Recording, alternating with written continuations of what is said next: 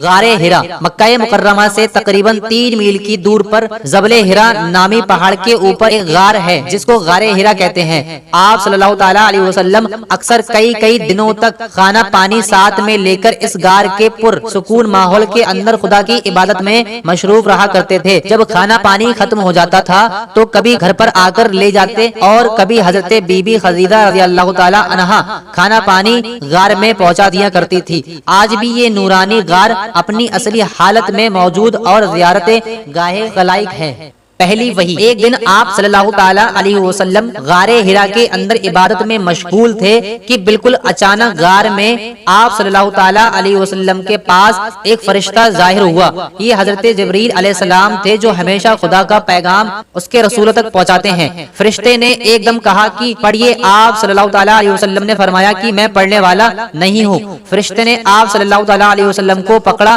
اور نہایت گرم جوشی کے ساتھ آپ صلی اللہ تعالی علیہ وسلم سے زوردار معانقہ کیا، پھر چھوڑ کر کہا کہ پڑھیے۔ آپ صلی اللہ تعالی علیہ وسلم نے فرمایا کہ میں پڑھنے والا نہیں ہوں۔ فرشتوں نے دوسری مرتبہ پھر آپ صلی اللہ تعالی علیہ وسلم کو اپنے سینے سے چمٹایا اور چھوڑ کر کہا کہ پڑھیے۔ آپ صلی اللہ تعالی علیہ وسلم نے وہی فرمایا کہ میں پڑھنے والا نہیں ہوں۔ تیسری مرتبہ پھر فرشتے نے آپ صلی اللہ تعالی علیہ وسلم کو بہت زور کے ساتھ اپنے سینے سے لگا کر چھوڑا اور کہا یہی سب سے پہلی وحی تھی جو آپ صلی اللہ تعالی علیہ وسلم پر نازل ہوئی۔ ان آیتوں کو یاد کر کے حضور اقدس صلی اللہ تعالی علیہ وسلم اپنے گھر تشریف لائے،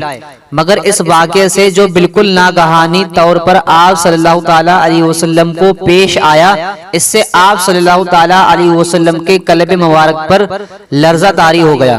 آپ صلی اللہ تعالی علیہ وسلم نے گھر والوں سے فرمایا کہ مجھے کملی اڑاؤ۔ جب آپ صلی اللہ تعالی علیہ وسلم کا خوف دور ہوا اور کچھ سکون ہوا تو آپ صلی اللہ تعالی علیہ وسلم نے حضرت بی بی خدیجہ رضی اللہ تعالی عنہا سے غار میں پیش آنے والا واقعہ بیان کیا اور فرمایا کہ مجھے اپنی جان کا ڈر ہے۔ یہ سن کر حضرت بی بی خدیجہ نے کہا کہ نہیں، ہرگز نہیں، آپ صلی اللہ تعالی علیہ وسلم کی جان کو کوئی خطرہ نہیں ہے۔ خدا کی قسم اللہ تعالیٰ کبھی بھی آپ صلی اللہ تعالی علیہ وسلم کو رسوا نہیں کرے گا۔ آپ صلی اللہ تعالی علیہ وسلم تو رشتہ داروں کے ساتھ بہترین سلوک کرتے ہیں، دوسروں کا دکھ درد اٹھاتے ہیں، خود کما کر مفلسوں اور محتاجوں کو عطا کرتے ہیں، مسافروں کی مہمان نوازی کرتے ہیں اور حق و انصاف کی خاطر سب کی مصیبتوں اور مشکلوں میں کام آتے ہیں۔ دعوت اسلامی کے دور 3 برس تک حضور اکرم صلی اللہ تعالی علیہ وسلم نے انتہائی پوشیدہ طور پر نہایت رازداری کے ساتھ تبلیغ اسلام کا فرض نبھاتے رہے، اور اس درمیان میں عورتوں میں سب سے پہلے حضرت بی بی خدیجہ رضی اللہ تعالی عنہا اور آزاد مردوں میں سب سے پہلے حضرت ابو بکر صدیق رضی اللہ تعالی عنہ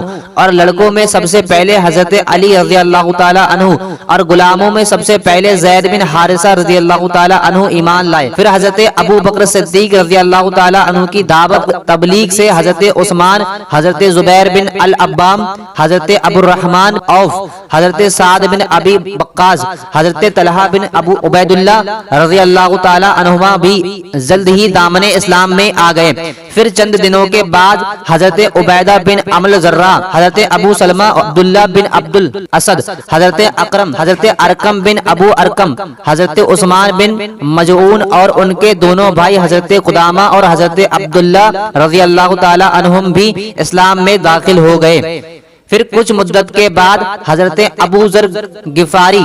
اور حضرت صہیب رومی، حضرت عبیدہ بن الحارث بن عبد المطلب، سعید بن زید بن عمرو بن نفیل اور ان کی بیوی فاطمہ بنت الخطاب، حضرت عمر کی بہن رضی اللہ تعالی عنہم بھی اسلام میں داخل ہو گئے، اور حضور اکرم صلی اللہ تعالی علیہ وسلم کی چچی حضرت ام الفضل حضرت عباس بن عبد المطلب کی بیوی اور حضرت اسماء بنت ابو بکر رضی اللہ تعالی عنہم بھی مسلمان ہو گئی۔ ان کے علاوہ دوسرے بہت سے مرد اور عورتوں نے بھی اسلام لانے کا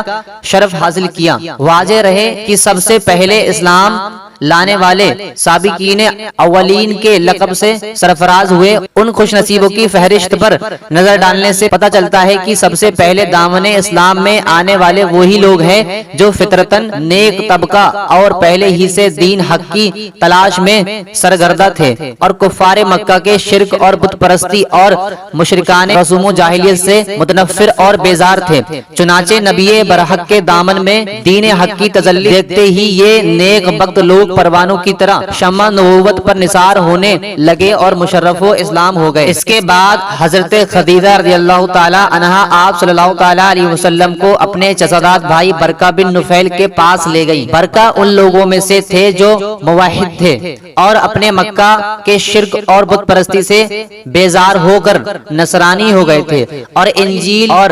عبرانی زبان سے عربی میں ترجمہ کیا کرتے تھے۔ بہت بوڑھے اور نابینا ہو چکے تھے۔ حضرت بی بی خدیجہ رضی اللہ تعالی عنہا نے اپنے بھائی جان سے کہا آپ اپنے بھتیجے کی بات سنیے۔ برقہ بن نفیل نے کہا کہ بتائیے آپ نے کیا دیکھا ہے؟ حضور اکرم صلی اللہ تعالی علیہ وسلم نے غار حرا کا پورا واقعہ بیان فرما دیا۔ یہ سن کر برقہ بن نفیل نے کہا کہ یہ تو وہی فرشتہ ہے جس کو اللہ تعالیٰ نے حضرت موسیٰ علیہ السلام کے پاس بھیجا تھا۔ پھر برقہ بن نفیل کہنے لگے کہ کاش میں آپ صلی اللہ تعالیٰ علیہ وسلم کے اعلان نبوت کے زمانے میں تندرست زبان ہوتا، کاش میں اس وقت تک زندہ رہ پاتا جب آپ کی قوم آپ کو مکہ سے باہر نکالے گی۔ یہ سن کر حضور اکرم صلی اللہ تعالیٰ علیہ وسلم نے تعجب سے فرمایا کہ کیا مکہ والے مجھے مکہ سے باہر نکال دیں گے؟ تو برقہ نے کہا جی ہاں، جو شخص بھی آپ صلی اللہ تعالیٰ علیہ وسلم کی طرح نبوت لے کر آیا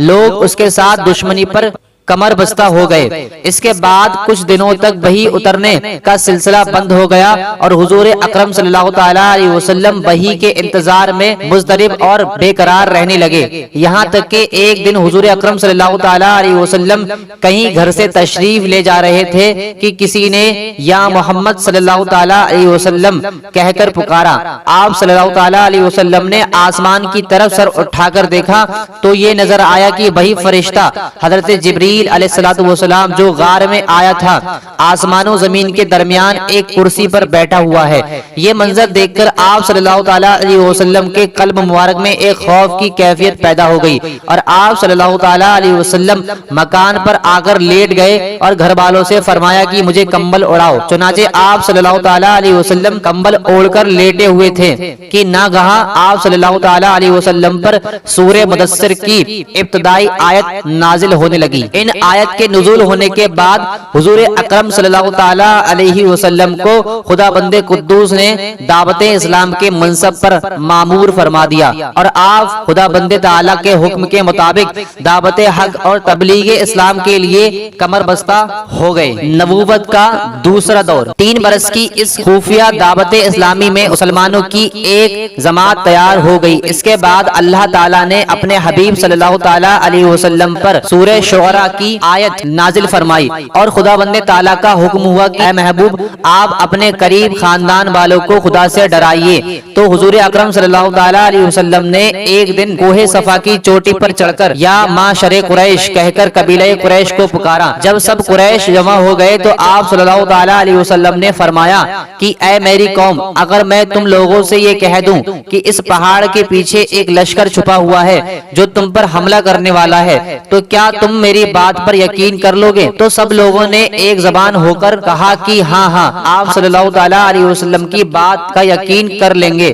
کیونکہ ہم نے آپ صلی اللہ تعالیٰ علیہ وسلم کو ہمیشہ سچا اور آمین ہی پایا ہے۔ آپ صلی اللہ تعالیٰ علیہ وسلم نے فرمایا کہ اچھا تو میں پھر یہ کہتا ہوں کہ میں تم لوگوں کو عذاب الہی سے ڈرا رہا ہوں اور اگر تم لوگ ایمان نہ لاؤ گے تو تم پر عذاب الہی اتر پڑے گا۔ یہ سن کر تمام قریش جن میں آپ صلی اللہ تعالیٰ علیہ وسلم کا چچا ابو لہب بھی تھا سخت ناراض ہو کر سب کے سب چلے گئے اور حضور اکرم صلی اللہ تعالیٰ علیہ وسلم کی شان میں اول فول بکنے لگے۔ نبوت کا تیسرا دور اب وہ وقت آ گیا کہ اعلان نبوت کے چوتھے سال سورہ حجر کی آیت نازل فرمائی اور اللہ تعالیٰ نے یہ حکم فرمایا کہ اے محبوب آپ کو جو حکم دیا گیا ہے اس علل اعلان بیان فرمائیے۔ چنانچہ اس کے بعد آپ صلی اللہ تعالیٰ علیہ وسلم اعلانیہ طور پر دین اسلام کی تبلیغ فرمانے لگے اور شرک بت پرستی کی کھلم کھلا برائی بیان فرمانے لگے اور تمام قریش بلکہ تمام اہل مکہ بلکہ پورا عرب آپ کی مخالفت پر کمر بستہ ہو گیا اور حضور اکرم صلی اللہ تعالیٰ علیہ وسلم اور مسلمانوں کی ایذا انی سلسلہ